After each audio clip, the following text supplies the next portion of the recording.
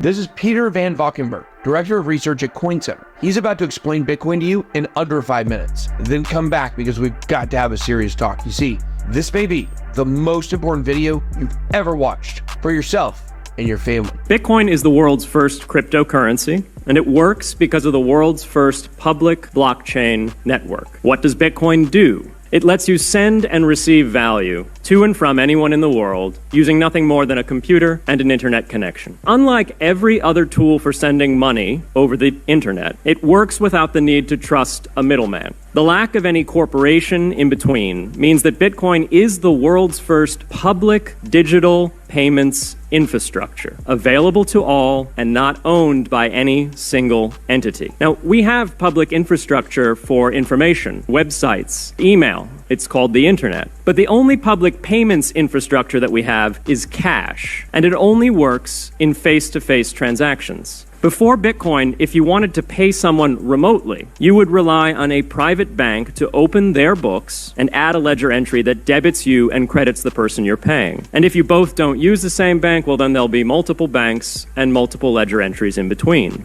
With Bitcoin, the ledger is the public blockchain, and anyone can add an entry to that ledger, transferring their Bitcoins to someone else. And anyone can, for absolutely no cost, create a Bitcoin address in order to receive payments digitally. Is it perfect? No. Neither was email when it was invented in 1972. Bitcoin's not the best money on every margin. It's not yet accepted everywhere, and it's not always a stable store of value. But it is working, and the mere fact that it works without trusted intermediaries is amazing, and it will be as significant for freedom, prosperity, and human flourishing as the birth of the internet. If we can replace private payments infrastructure, then we can replace other private choke points to human interaction as well. Why should we want to build more public infrastructure? Why should we embrace blockchains over corporate intermediaries? Why should we tolerate their inefficiencies and work to make them better? Because the corporate intermediaries providing today's critical but privately owned infrastructure are becoming fewer, larger, and more powerful, and their failures are increasingly grave. So roughly half of all Americans had their social security numbers exposed to hackers because of a breach at Equifax. The SWIFT network has relayed hundreds of millions of dollars in fraudulent transactions because of hacked member banks in Bangladesh, Vietnam, Ecuador, and Russia. The FBI suspects now that the largest of these hacks was perpetrated by North Korea. Corrupt, low-level employees at an Indian bank, Punjab National, were able to fraudulently certify SWIFT messages, stealing $1.8 billion.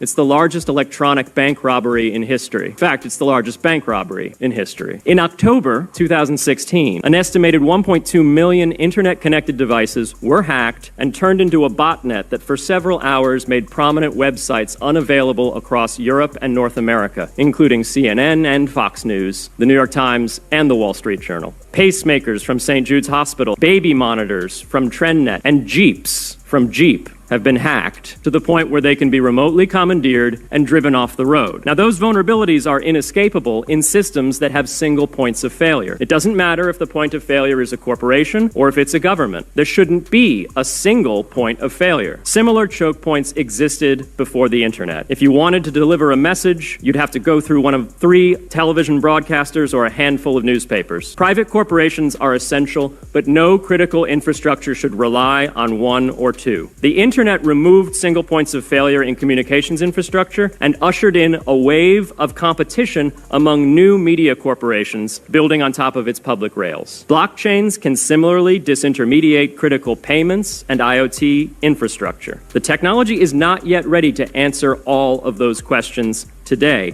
but it is our best hope. And as with the internet in the 1990s, we need a light-touch, pro-innovation policy to ensure that these innovations flourish in America for the benefit and security of all Americans.